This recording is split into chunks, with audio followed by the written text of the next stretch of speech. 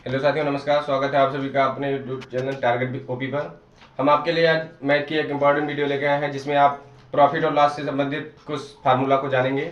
सबसे पहले आप ये जानें कि प्रॉफिट और लॉस की स्थिति कब आती है। सबसे पहले प्रॉफिट की बात करें तो प्रॉफिट की स्थिति तब आती है जब हम कोई सामान जो है वो सेल करते हैं, सेल का प्राइस जो है वो ज़्यादा होता है जो हम खरीद के लाते हैं, यानी कि क्रेडिट प्राइस वाले से अगर सेल का प्राइस ज़्यादा है तो हमें उस स्थिति में लाभ होता है, यानी कि प्रॉफिट होती है।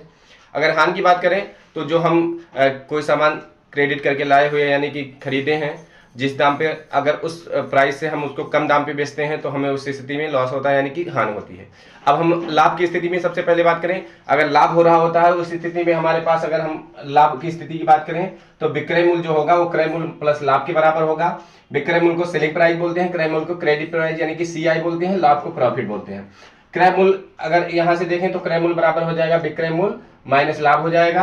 अगर लाभ की बात करें तो लाभ बराबर हो जाएगा विक्रय मूल्य माइनस क्रय मूल्य।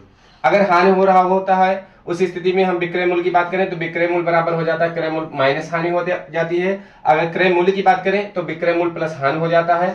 अगर उस टाइम हम हानि की बात करें तो क्रय मूल्य माइनस विक्रय मूल्य हो जाता है। अगर हानि हो रहा होता है तो कभी कभी क्वेश्चन में पूछा जाता है हानि प्रतिशत बताइए या लाभ प्रतिशत बताइए। तो लाभ हो रहा होता है तो लाभ प्रतिशत अगर हमसे पूछा जा रहा है तो लाभ प्रतिशत के लिए एक फार्मूला होगा, लाभ बाई क्रय मूल्य यानी कि लाभ बटे में क्रय मूल्य हो जाएगा इंटू 100 और फिर परसेंट का निशान हो जाएगा। अगर हानि की बात करें, हानि प्रतिशत पूछ रहा हो तो हानि प्रतिशत की फार्मूले की बात करें तो हानि प्रतिशत बराबर हो जाएगा हानि बटे में क्रय मूल्य और इंटू 100, इसके बाद फिर हम परसेंट का निशान लगा देंगे। ये जितने भी फार्मूले, अगर इन फार्मूलों को आप लर्न कर लेते हैं तो आपसे कोई भी प्रॉफिट और लॉस का कोई भी क्वेश्चन पूछा जाता है तो आपका कोई क्वेश्चन गलत नहीं होगा। कभी आप उन क्वेश्चन को आसानी से कम समय में बना सकेंगे। धन्यवाद।